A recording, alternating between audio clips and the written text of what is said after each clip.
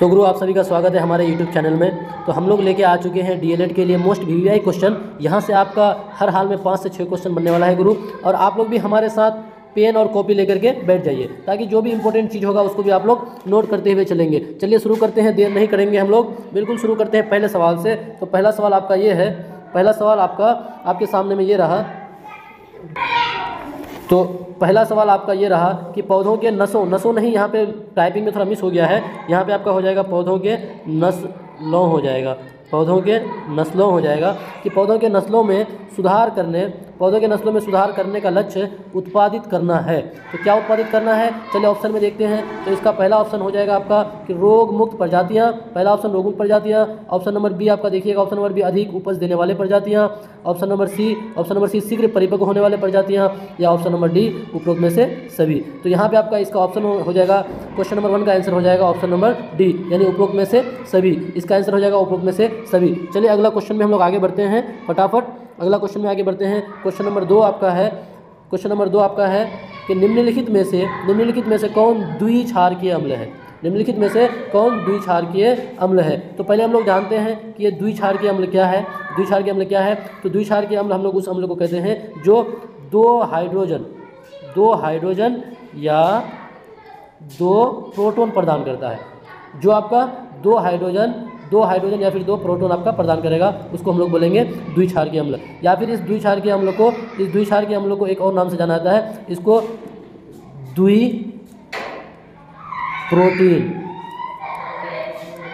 द्विप्रोटीन के भी नाम से जाना जाता है। आप लोग भी नोट कर लीजिएगा, यहाँ से ये भी सवाल पूछ सकता है कि द्विक्षारकीय अम्ल को और किस नाम से जाना जाता है, तो इसको द्विप्रोटीन अम्ल के नाम से भी जाना जाता है। और द्विक्षारकीय अम्ल किसको बोलेंगे, जो 2 हाइड्रोजन या फिर 2 प्रोटॉन का प्रदान करता है, उसको द्विक्षारकीय अम्ल कहते हैं। तो यहाँ पे आपका ऑप्शन में चलिए आते हैं, इसका ऑप्शन क्या हो जाएगा, आंसर हो जाएगा, पहला आंसर है आपका HCl यानी हाइड्रोक्लोरिक अम्ल, दूसरा आपका है H3PO4, तीसरा ऑप्शन आपका HNO3 नाइट्रिक अम्ल, और चौथा आपका सल्फ्यूरिक अम्ल। तो इन सभी को आप लोग मिलाते चलेगा, इसका आंसर आपका हो जाएगा यहाँ पे, इसका आंसर हो जाएगा ऑप्शन नंबर डी, इसका आंसर हो जाएगा ऑप्शन नंबर डी सल्फ्यूरिक अम्ल। चलिए सल्फ्यूरिक अम्ल के बारे में एक बात और हम लोग जान लेते हैं कि सल्फ्यूरिक अम्ल को इसको अम्लों का राजा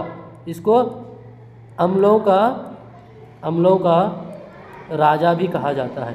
सल्फ्यूरिक अम्ल को अम्लों का राजा भी कहा जाता है। और आपका हाइड्रोक्लोरिक अम्ल जो है, ये आपका हाइड्रोक्लोरिक अम्ल ये आपका हमारे अमाशय में पाया जाता है गाइस, ये हमारे अमाशय में पाया जाता है। ये हमारे अमाशय में पाचन का काम करता है, इसको आप नोट करते हुए चलेगा। और इसको हाइड्रोक्लोरिक अम्ल को इसको रोगाणुनाशक भी कहते हैं, रोगाणुनाशक अम्ल भी कहा जाता है, क्योंकि जो हमारे पेट में जो भोजन के साथ जो भी कीटाणु वगैरह आता है, रोगाणु आता है, उसको ये आपका हाइड्रोक्लोरिक अम्ल जो है ये उसको मारने का काम करता है। और एक बात यहाँ से ध्यान रखिएगा, जो आपका सवाल पूछ सकता है कि यहाँ पे आपका जो HNO3 नाइट्रिक अम्ल है, ये जो आपका नाइट्रिक अम्ल है, और आपका सल्फ्यूरिक अम्ल है, और हाइड्रोक्लोरिक अम्ल है, ये तीनों के तीनों आपका क्या है, परबल अम्ल है। आप ध्यान रखिएगा, कुल आपका 3 ही परबल अम्ल है, 3 परबल अम्ल है। उनमें से ये तीनों आपका, एक हाइड्रोक्लोरिक अम्ल, एक आपका नाइट्रिक अम्ल, और एक आपका सल्फ्यूरिक अम्ल, ये तीनों आपका परबल अम्ल है। चलिए आप इसको भी लिखते चलिएगा, फिर चलते हैं अगले क्वेश्चन में चलते हैं। अगला क्वेश्चन है आपके लिए, अगला क्वेश्चन है क्वेश्चन नंबर 3 कि निम्नलिखित में कौन प्रोपेनोइक अम्ल है। तो सबसे पहले हम लोग जानते हैं कि ये प्रोपेनोइक, तो देखिए लास्ट में इसका लिखा हुआ क्या, इक है, इक, जिसको अगर आप इंग्लिश में लिखिएगा तो OIC, ओइक होता है, ओइक। और ये आपका क्या, कौन सा फंक्शनल ग्रुप का है, तो ये आप ध्यान रखिएगा, ये आपका है कार्बोक्सिलिक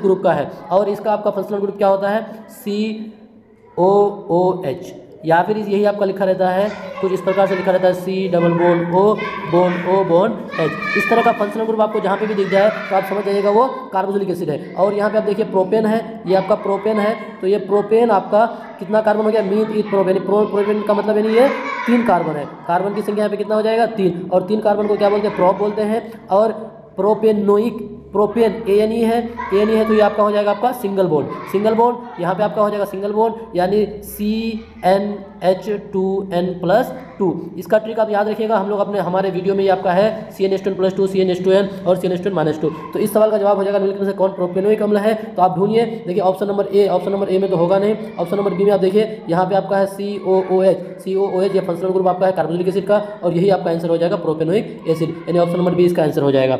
चलिए गाइस अगले सवाल की ओर चलते हैं, जो आपका नेक्स्ट सवाल है। नेक्स्ट सवाल आपका है यहाँ पे, चलिए आप लोग भी मिला दे, चलिए नेक्स्ट सवाल और कॉपी कलम लेके बैठिए। आप लोग का नेक्स्ट सवाल क्या है कि मिट्टी का घर गर्मियों के मौसम में ठंडा तथा जाड़े के मौसम में गर्म होता है, क्योंकि मिट्टी खाली जगह होता है। मिट्टी कैसा होता है, सवाल आपको पूछा है कि मिट्टी का घर गर्मियों के मौसम में ठंडा तथा जाड़े के मौसम में गर्म होता है, क्योंकि मिट्टी खाली जगह होता है। तो आपको बताना है कि मिट्टी क्या है, सुचालक है या फिर कुचालक है या फिर अर्धचालक है या फिर अतिचालक है। तो यहाँ पे इसका आंसर हो जाएगा,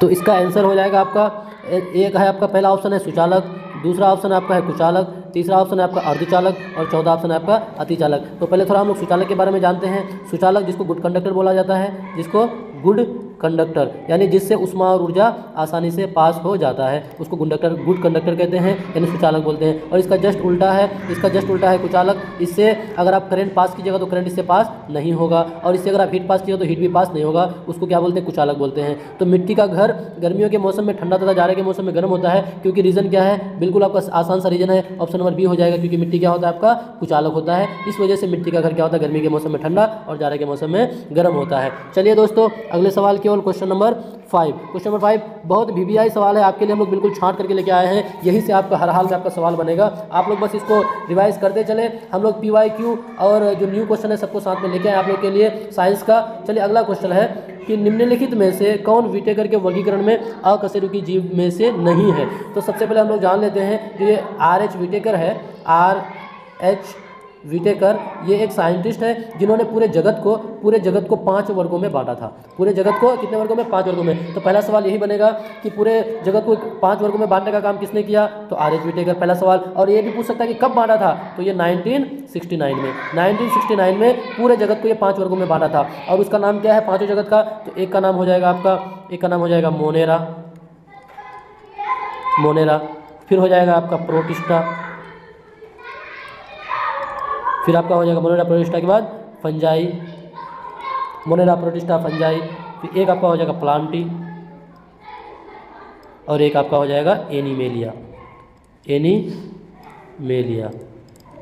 ये आपका टोटल 5 वर्ग में बांटने का काम कौन किया, आपका RH विटेकर ने। तो यहाँ पे सवाल है, आपका सवाल है कि निम्नलिखित में से कौन विटेकर के वर्गीकरण में अकशेरुकी जीव में से नहीं है। तो इसका आंसर हो जाएगा आपका बिल्कुल प्रोटोजोआ हो जाएगा, ऑप्शन नंबर डी प्रोटोजोआ हो जाएगा। प्रोटोजोआ आपका इसमें से अकशेरुकी जीव में से बिल्कुल भी नहीं है। चलिए गाइस अगले सवाल की ओर आगे बढ़ते हैं, इसको आप लोग नोट करते हुए चलिएगा, फिर चलते हैं अगले सवाल की ओर। अगला सवाल है क्वेश्चन नंबर 6 आपके सामने में है कि जिन कोशिकाओं में गुणसूत्र के 2 से अधिक पूर्ण सेट होते हैं कहलाते हैं। तो गुणसूत्र से यहाँ से भी आपका सवाल बन सकता है, आपको पूछ सकता है कि हमारे शरीर में, मतलब मानव शरीर में गुणसूत्रों की संख्या कितना है। अगर संख्या बोले तो ध्यान रखिएगा 46 होगा।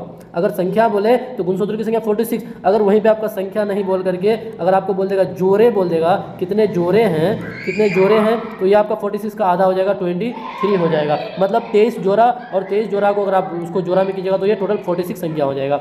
और इसमें से और भी सवाल बार बार पूछता है एग्जाम में कि इस 46 में से कितने ऑटोसोमल क्रोमोसोम है, कितना पेयर और कितना पेयर सेक्स क्रोमोसोम है। तो सिर्फ 1 पेयर क्रोमोसोम जो है, 1 पेयर क्रोमोसोम मतलब एक जोड़ा क्रोमोसोम, ये आपका सेक्स क्रोमोसोम है। सेक्स क्रोमोसोम जो आपका लिंग का निर्धारण करता है। और 22 जो पेयर है, 22 पेयर मीन्स 44 क्रोमोसोम है, ये ऑटोसोमल क्रोमोसोम कहा जाता है। ये भी सवाल में बार बार पूछता है, तो इन सभी चीज़ों को आप भी नोट करते हुए चलिएगा।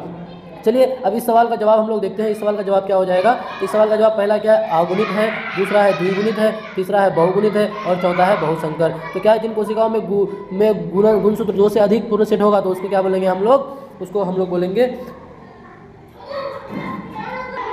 तो गाइस देखिएगा, आप लोग भी मिलाते चलिएगा। देखिए 2 से अधिक बोला है, तो 2 से अधिक को हम लोग क्या बोलते हैं, बहु बोलते हैं। आप मैथ में भी पढ़े हैं कि 2 से अधिक अगर पद होते हैं तो उसको क्या बोलते हैं, बहुपद बोलते हैं। तो यहाँ पे भी बोला है कि 2 से अधिक, तो क्या हो जाएगा आपका यहाँ पे द्विगुणित में आप टिक नहीं मारिएगा, बल्कि किसमें मारिएगा, बहुगुणित में टिक मारिएगा। बहुगुणित इसका आंसर हो जाएगा।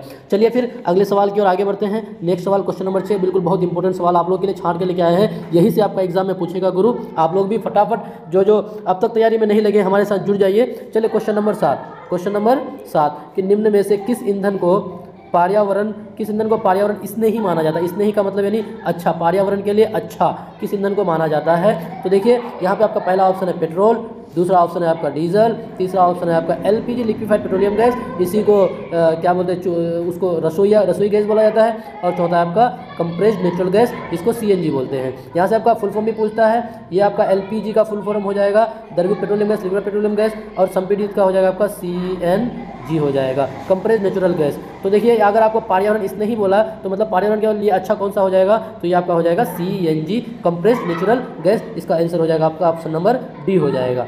चलिए गाइस अगला सवाल की ओर आगे बढ़ते हैं। क्वेश्चन नंबर 8 देखेंगे। क्वेश्चन नंबर 8 क्या है कि मानव मस्तिष्क निम्नलिखित में से कौन सा भाग बुद्धि एवं चतुराई का केंद्र है। यानी मानव मस्तिष्क का हमारे दिमाग का कौन सा भाग बुद्धि और चतुराई का केंद्र माना गया है। तो सबसे पहले हमारा जो मस्तिष्क है, हम लोगों का जो ब्रेन है, इस ब्रेन को कितने भागों में बांटा गया, 3 भागों में बांटा गया है। 3 भागों में से एक का नाम है आपका सेरिब्रम, एक का नाम है सेरिबेलम, और एक आपका है क्या मेडुला ऑब्लोंगाटा। ठीक है, हमारा ब्रेन यानी अग्र मस्तिष्क, मध्य मस्तिष्क और पश्च मस्तिष्क, इसको हिंदी में अगर बोलिएगा तो 3 भागों में बांटा गया है। और अग्र मस्तिष्क को सेरिब्रम बोलते हैं। सेरिब्रम जो हमारे ब्रेन का सबसे ज़्यादा कितना 2/3 भाग कौन है आपका, ये सेरिब्रम है। ये सेरिब्रम जो है हमारे अग्र मस्तिष्क का 2/3 भाग यानी सबसे बड़ा भाग है। उसके बाद ये जो सेरिबेलम है, ये सेरिबेलम इसका काम क्या है गाइज कि ये क्या करता है, कोई आदमी अगर दारू वगैरह पीता है, कोई आदमी नशा करता है, तो उसका जो शरीर का जो बैलेंस खत्म हो जाता है, वो जो अनबैलेंस हो जाता है, तो वही अनबैलेंस किसकी वजह से उसको कंट्रोल करने का काम कौन करता है, यानी शरीर का संतुलन को कौन बनाता है, बैलेंस को बनाता है कौन, आपका सेरिबेलम। ध्यान रखिएगा, सेरिबेलम ये क्या करता है, हमारे शरीर का संतुलन बनाने का काम करता है। और ये जो आपका हाइपोथैलेमस है, इसको आपको पता है कि मास्टर ग्लैंड किसको बोलते हैं,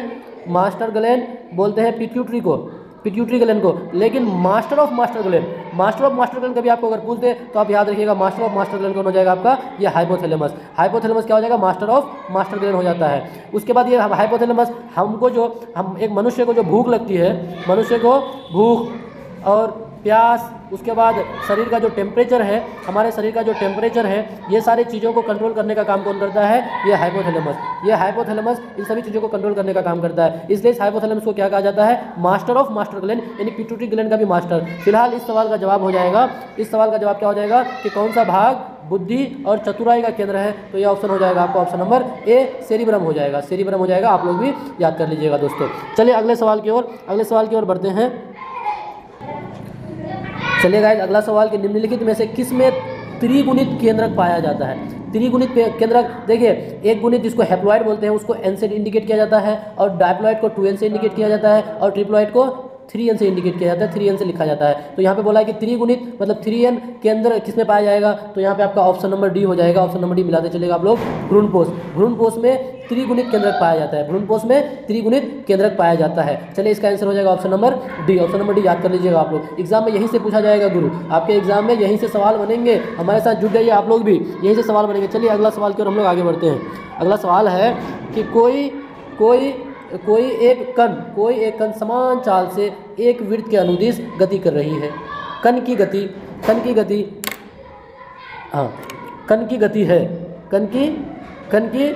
गति है। देखिए थोड़ा सा यहाँ पे दिक्कत हो गया था गाइस।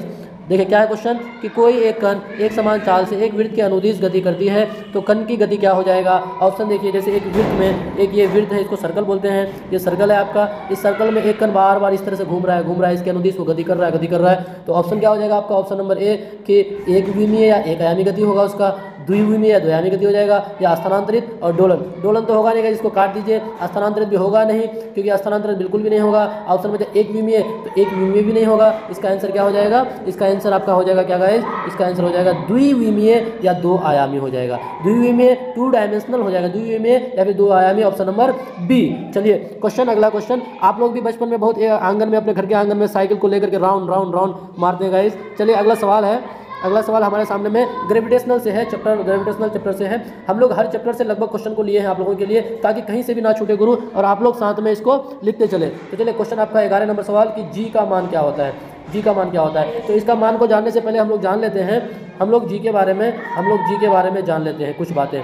तो जी का मान क्या होता है, इसको जी का मान को सबसे पहले हम लोग लिख लेंगे कि इसका मान को कैवेंडिश कैवेंडिश कैवेंडिश कैवेंडिश नामक एक वैज्ञानिक ने इस जी का मान को दिया था। और ये जी जो है आपका, ये जी ये कुछ नहीं है बल्कि क्या, ये ग्रेविटेशनल कांस्टेंट है, ग्रेविटेशनल कांस्टेंट, जिसको हम लोग क्या बोलते हैं हिंदी में गुरुत्वाकर्षण नियतांक बोलते हैं। गुरुत्वाकर्षण नियतांक ग्रेविटेशनल कांस्टेंट है ये जी का मान। और इस जी का मान को किसने दिया था, कैवेंडिश नामक वैज्ञानिक ने दिया था। और इसका मान कितना होता है गाइस, इसका मान होता है 6.673 इंटू 10⁻11 न्यूटन मीटर स्क्वायर पर kg स्क्वायर। ये हो जाएगा ऑप्शन इसका आंसर क्या हो जाएगा, ये ऑप्शन नंबर ए हो जाएगा। चलिए कुछ और बातें हम लोग जानते हैं, कुछ और बातें जानते हैं। यहाँ पे जो आपका ऑप्शन नंबर डी आप लोग देखिएगा, ऑप्शन नंबर डी 9.8 मीटर पर सेकंड स्क्वायर 9.8 मीटर स्क्वायर जो है ये आपका क्या है, गुरुत्वीय त्वरण यानी स्मॉल जी का मान है।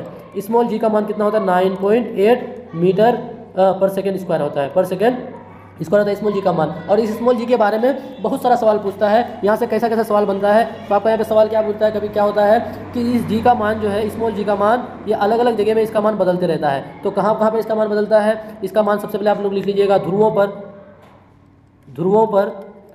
पर छोटा जी का मान अधिक होता है, ध्रुवों पर छोटा जी का मान, इसका ध्रुवों पर इसका मान अधिकतम होता है, ध्रुवों पर इसका मान अधिकतम होता है गाइस, ध्रुवों पर इसका मान बिल्कुल अधिकतम होता है। उसके बाद भूमध्य रेखा पर कम और पृथ्वी के केंद्र पर बिल्कुल भी शून्य होता है। भूमध्य रेखा पर जो भूमध्य रेखा है उस पर क्या होता है, कम होता है, और पृथ्वी का जो केंद्र है वहाँ पे क्या होता है, जी का मान शून्य हो जाता है। यहाँ से बहुत सवाल बनता है, इस जी से बहुत सारा सवाल बनता है, आप लोग भी लिखते चलिएगा। चलिए अब चलते हैं हम लोग अगले सवाल की ओर। अगला सवाल है कि बाहरी कान कहलाता है। तो गाइज क्वेश्चन नंबर 12 बाहरी कान कहलाता है। जैसे हम जितने सारे भी स्तनधारी मेमेलियन हैं सब में बाहरी कान पाया जाता है लगभग। तो इसके जो बाहरी कान जो है इसको क्या बोलते हैं इंग्लिश में, इसको पिन्ना बोलते हैं। इसको क्या बोलते हैं इंग्लिश में, पिन्ना बोलते हैं। और उसको हिंदी में हम लोग क्या बोलेंगे, इसको कर्ण पल्लव बोला जाता है गाइस, कर्ण पल्लव। तो इसका आंसर क्या हो जाएगा, कर्ण पल्लव। जो इस कान को पकड़ के बचपन में अगर आप लोगों को सवाल का जवाब याद नहीं होता था तो वही कान पकड़ के मास्टर जो आपको उठक बैठक कराते थे ना, तो उसी बाहरी कान को हम लोग क्या बोलते हैं, कर्ण पल्लव बोलते हैं। अब हम लोग को उठक बैठक नहीं करना है गाइस, इतना जोर से पढ़ना है कि हम लोग को भी इस बार सफलता हासिल करना है और डीएलएड में एडमिशन करना है, फिर आगे चल करके हम लोग को टीचर बनना है गाइस। जो हम लोगों का सफलता है उसको प्राप्त करना है, तो हमारे साथ जुड़ जाइए आप लोग भी। चलिए अगले सवाल की ओर चलते हैं कि निम्नलिखित में से मिट्टी के कटाव का प्रमुख कारण कौन है। देखिए इस सवाल का जवाब लोग खुद दे दीजिएगा, इतना आसान सवाल है कि इसका जवाब लोग खुद बता दीजिएगा कि निम्नलिखित में से मिट्टी के कटाव का प्रमुख कारण कौन होगा। बोलिए मिट्टी के कटाव का कारण कौन हो सकता है। तो पहला ऑप्शन है कौन, वन हो सकता है क्या, दूसरा है क्या सोपानी कृषि हो सकता है क्या, तीसरा क्या आपका जौल, और चौथा इनमें से कोई नहीं। तो आप खुद बताइए कि क्या वन हो सकता है। बिल्कुल नहीं गाइस, क्योंकि वन को तो खुद लगाया जाता है ना कि ताकि वन इतना लगाओ कि मिट्टी कटे ना, तो ये तो होगा नहीं। दूसरा सोपानी कृषि भी नहीं होगा। तीसरा आपका कौन बचा, जल। यही तो आपका रीजन है, यही तो आपका सबसे बड़ा रीजन है गाइस। इसी की वजह से मिट्टी का कटाव होता है। जब आपको याद होगा 2017 का वो सैलाब जिसमें चारों तरफ तहस नहस हो गया था गाइस, तो उसमें देखे थे जो मिट्टी का जो कटाव हो रहा था किसके कारण, बिल्कुल पानी के कारण। तो यहाँ पे आंसर क्या हो जाएगा, वन नहीं होकर के क्या हो जाएगा यहाँ पे आंसर आपका जल और जल। और जल का सूत्र क्या हो जाता है, H2O हो जाता है, H2O हो जाता है। चलिए अगले सवाल की ओर हम लोग बढ़ते हैं। अगला सवाल है कि पृथ्वी के वायुमंडल में जो वायुमंडल है गाइस, उसमें कार्बन डाइऑक्साइड गैस की मात्रा कितनी होती है। तो देखिए ये फैक्ट वाला सवाल है और ये मतलब वक्त के हिसाब से ये बदलते रहता है। इसका जो मात्रा है ये वक्त के हिसाब से आपका बदलते रहता है। तो पुराने किताबों में देखिएगा तो अलग इसका आंसर हो जाएगा, अभी की किताब में देखिएगा तो अलग आंसर होगा। तो पहले हम लोग जानते हैं कि जो वायुमंडल है, वायुमंडल में और भी गैसें पाया जाता है। CO2 के साथ साथ कार्बन डाइऑक्साइड के साथ साथ ये और भी इसमें गैस पाया जाता है। तो यहाँ पे एक सवाल बनता है कि जो वायुमंडल है वो हवा क्या है, तो हवा क्या है गाइस, मिश्रण है। हवा क्या है आपका, मिश्रण है। किसका मिश्रण है, तो ये गैसों का मिश्रण है। तो इसमें आपका बहुत सारा गैस पाया जाता है। सबसे ज़्यादा इसमें पाया जाता है आपका नाइट्रोजन पाया जाता है, सबसे ज़्यादा नाइट्रोजन पाया जाता है, ये लगभग में 78% पाया जाता है। उसके बाद आपका पाया जाता है ऑक्सीजन पाया जाता है। ऑक्सीजन आपका लगभग 21% पाया जाता है गाइस।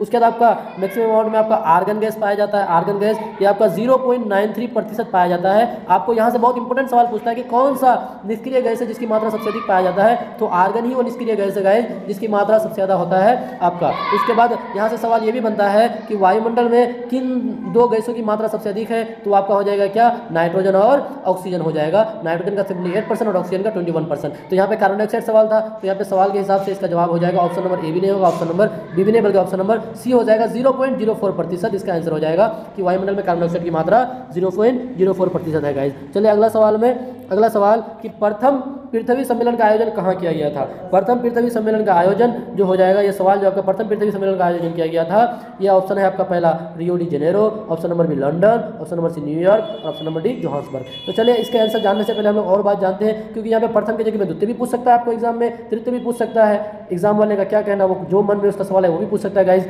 तो देखिए आप लोग को बताते चलें, जो फर्स्ट पृथ्वी सम्मेलन हुआ था, फर्स्ट सम्मेलन जो हुआ था ये आपको कहाँ पे हुआ था, बिफोर बॉल नहीं, before Brazil, before Brazil. Brazil का कहाँ पे, रियो डी जेनेरो, ब्राज़ील का रियो डी जेनेरो, याद रखिएगा रियो डी जेनेरो में हुआ था। कहाँ, प्रथम पृथ्वी सम्मेलन ब्राज़ील का रियो डी जेनेरो में हुआ था। अब चलिए सेकंड वाला पृथ्वी सम्मेलन कहाँ हुआ था, तो सेकंड वाला ये हो गया था आपका कहाँ गाइस, न्यूयॉर्क में हुआ था ये। दूसरा वाला आपका हो गया था कहाँ, न्यूयॉर्क में। और जो आपका तीसरा पृथ्वी सम्मेलन हुआ था, थर्ड समिट हुआ था, तीसरा पृथ्वी सम्मेलन, ये आपका हो गया था कहाँ, USA मीन्स साउथ अफ्रीका, जिसका आज मैच है गाइस। साउथ अफ्रीका के फिर कहाँ, तो साउथ अफ्रीका का एक जगह था जोहान्सबर्ग, साउथ अफ्रीका का जोहान्सबर्ग में तीसरा पृथ्वी सम्मेलन हुआ था। अब आपके मन में सवाल आ सकता है कि पृथ्वी सम्मेलन क्यों हुआ था, तो पृथ्वी सम्मेलन होने का रीजन ये था कि पृथ्वी को किस तरह बचाया जाए, पृथ्वी को बचाने के लिए क्या क्या तरीका अपनाया जाए, इसके लिए सारे देश लगभग मिलकर के वो सम्मेलन में रहा था। तो यहाँ पे सवाल का जवाब क्या हो जाएगा गाइज, यहाँ पे सवाल का जवाब हो जाएगा, पहला हो जाएगा रियो डी जेनेरो हो जाएगा। पृथ्वी सम्मेलन कहाँ हुआ था, पहला रियो डी जेनेरो में हुआ था। और यहीं से एक और सवाल बन सकता है कि किस पृथ्वी सम्मेलन से 5 जून को जो पर्यावरण दिवस मनाया जाता है, 5 जून को किस पृथ्वी सम्मेलन से पर्यावरण दिवस मनाने का घोषणा किया गया था। तो ध्यान रखिएगा वो पहला ही पृथ्वी सम्मेलन था, वहीं से 5 जून को पृथ्वी दिवस के रूप में मनाया जाता है। चलिए मेरे ख्याल से लगभग सारी चीजें बता दी आप लोगों को, आप लोग भी नोट करते चलिएगा, अगर लिखने में थोड़ा दिक्कत है तो आप लोग देखिएगा गाइस। चलिए फिर अगले सवाल की ओर हम लोग आगे बढ़ते हैं। अगला सवाल आपके सामने में ये रहा, क्वेश्चन नंबर 16। हम लोग बिल्कुल लास्ट की ओर चल चुके हैं अब तक। सलाल जल विद्युत उत्पादन परियोजना भारत के किस राज्य प्रदेश में स्थित है। देखिए आप लोगों को एक इंपॉर्टेंट बात बता रहे हैं कि हम लोग वही सब सवाल छांट के लेके आए हैं आप लोगों के लिए जहां से आपका सवाल पूछने का मैक्सिमम चांस होता है गाइस। तो चलिए यहाँ पे पहला सवाल जो है आपके सामने में, ये 16वां सवाल की सलाल जल विद्युत उत्पादन परियोजना भारत के किस प्रदेश में स्थित है। तो ये हो जाएगा आपका ऑप्शन नंबर ए बिल्कुल नहीं होगा, हिमाचल प्रदेश में नहीं है गाइस। ऑप्शन नंबर बी आपका पंजाब में भी नहीं है, ऑप्शन नंबर सी बिहार में भी नहीं है, ये अपना बिहार यहाँ पे भी नहीं है, और ऑप्शन नंबर डी कश्मीर। तो इसका आंसर हो जाएगा कश्मीर। आप लोग भी मिलाते चलेगा और बताते चलेगा। अगर जिसको याद नहीं है गाइस वो पेन कॉपी लीजिए और उतारते चलिए, क्योंकि हम लोग का एग्जाम का मात्र कुछ ही दिन बचा हुआ है, सिर्फ कुछ ही दिन बचा हुआ, और इस कुछ दिनों में हम लोग को इतना पढ़ना है ताकि फिर हम लोग स्कूल में जाकर के बच्चों को पढ़ा सके। चलिए 16 के बाद 17वां सवाल कि प्रतिरोध का सूत्र क्या होता है। प्रतिरोध का सूत्र क्या होता है, तो यहाँ से इसके अलावा और भी सवाल आपका बन सकता है। क्या सवाल बनेगा कि जो आपका ये प्रतिरोध है आपको पूछ देगा कि प्रतिरोध का एसआई मात्रक बता दो। प्रतिरोध का एसआई मात्रक क्या हो जाएगा, ओम हो जाता है। प्रतिरोध का एसआई मात्रक ओम। और एक सवाल और यह बनता है कि प्रतिरोध की जगह में आपको पूछ देगा प्रतिरोधकता। यहाँ पे बच्चा बहुत कंफ्यूज करता है, प्रतिरोधकता का एसआई मात्रक क्या होगा, तो यहाँ पे बच्चा बहुत कंफ्यूज करता है गाइज। यहाँ पे आपको क्या हो जाएगा, प्रतिरोधकता का एसआई मात्रक हो जाएगा ओम मीटर। नोटिस करते चलिएगा, प्रतिरोध का एसआई मात्रक ओम मीटर। सारे चीज़ को नोट करते चलिएगा। फिलहाल यहाँ का आंसर क्या हो जाएगा आपका, इस सवाल का जवाब क्या हो जाएगा, क्या है आपका, पहला है R बराबर V I/V। तो देखिए इसको आप याद रखिएगा, V इज इक्वल टू क्या होता है, V is equal to I into R होता है, V is equal to I into R होता है। अब इसको आप और तरीके से लिख सकते हैं, क्या, R बराबर V/I भी लिख सकते हैं, इसको आप R बराबर V/I भी लिख सकते हैं, या फिर इसको आप लिख सकते हैं I बराबर V/R भी लिख सकते हैं इसको। लेकिन मेन जो आपका इसका फॉर्मूला है V is equal to I into R, इससे आप निकाल लीजिए। देखिए आपका कहाँ पे आंसर है, R बराबर I/V, तो ये तो बिल्कुल गलत हो जाएगा गाइस। R बराबर V भी नहीं होगा, R बराबर V इंटू I ये भी नहीं होगा, तो R बराबर सॉरी रुकिए, मिलाते चलिए और एक बार देखिए गौर से कि ये जो ऑप्शन है R बराबर जो आपका यहाँ पे है R बराबर, रुकिए एक सेकंड, हाँ, R बराबर जो आपका यहाँ पे R बराबर I/V, तो क्या होता है V बराबर I इंटू R, तो क्या हो जाएगा R बराबर I/V, यही आपका आंसर हो जाएगा, ये नंबर आपका ऑप्शन हो जाएगा गाइस। चलिए अगला सवाल की ओर, क्वेश्चन नंबर 18 कि स्विच लगाए जाते हैं। स्विच जो है हम लोग जो अपने घरों में जो स्विच लगाते हैं, अभी सबके घर में बिजली का तार है और सबके घर में बिजली है, तो बिजली में वहाँ पे स्विच भी लगाया जाता है। कभी कभी क्या होता है वो स्विच आपका उड़ जाता है, मतलब अचानक आप लोग अपने भाषा में बोलते हैं कि स्विच उड़ गया। इसलिए उड़ता है क्योंकि रीज़न क्या है कि कभी या तो अधिक वोल्ट आ जाता है, कभी वोल्ट अधिक हो जाता है, या फिर कभी कम हो जाता है। तो आपके घर में जो स्विच लगाया जाता है, तो जो वोल्ट कभी कभी अधिक आ जाता है, जिससे आपके घर में लगाया हुआ बल्ब हो गया, आपका पंखा हो गया, इसको नुकसान ना पहुंचे, इस वजह से स्विच को लगाया जाता है ताकि उसको कंट्रोल कर सके। तो चलिए गाइस, यहाँ पे जो स्विच बनाया जाता है वो स्विच किस तार का होता है, तो वो स्विच आपका गाइस ये जो स्विच है ये आपका ठंडा तार का नहीं होगा, बल्कि ये किसका हो जाता है, आपका ये गर्म तार का हो जाता है। और इसके बारे में चलिए कुछ और भी बातें हम लोग जानते हैं, ताकि इससे रिलेटेड कुछ भी अगर सवाल पूछे तो हमको उसको एकदम बिल्कुल एग्जाम में सॉल्व करके आना, छोड़ना नहीं है गाइस। तो चलिए हम लोग जानते हैं कि यहाँ से सवाल ये भी पूछ सकता है कि स्विच को किस क्रम में जोड़ा जाता है। तो स्विच को आप लोग लिख लीजिए, स्विच को किस क्रम में, श्रेणी क्रम में जोड़ा जाता है। श्रेणी क्रम में दो तरह का क्रम होता है, एक होता है समांतर क्रम, एक होता है श्रेणी क्रम। तो स्विच को किस क्रम में जोड़ा जाता है, श्रेणी क्रम में जोड़ा जाता है। और स्विच क्या है, ये एक मिश्रण है। स्विच आपका क्या है, मिश्रण है गाइस, स्विच ये मिश्रण है। और ये इसको बनाने में, स्विच को बनाने में, ये जो स्विच आपका है, इस स्विच को बनाने में किसका इस्तेमाल किया जाता है, इस स्विच को बनाने में इस्तेमाल किया जाता है, इस स्विच को बनाने में इस्तेमाल किया जाता है बैकेलाइट का, बैकेलाइट का, बैकेलाइट आप लोग भी लिख लीजिएगा। इस स्विच को बनाने में बैकेलाइट का इस्तेमाल किया जाता है। अब बताइए यहाँ से कौन सा और किस तरह का सवाल पूछ सकता है। बिल्कुल जैसा भी सवाल पूछे कि स्विच को किस क्रम में जोड़ा जाएगा, तो श्रेणी क्रम में हो गया। स्विच में किस तरह का तार होता है, तो गर्म तार का इस्तेमाल किया जाता है। स्विच को बनाने में किसका इस्तेमाल किया जाता है, तो बैकेलाइट का इस्तेमाल किया जाता है। बोलिए गुरु, एक सवाल को हम लोग जल्दी खड़े निकाल के छोड़ेंगे, कहीं से आपको जहाँ से भी सवाल पूछे कहीं से आपको छूटने वाला नहीं है। चलिए 19वां सवाल, सरल सूक्ष्मदर्शी में किसका उपयोग किया जाता है।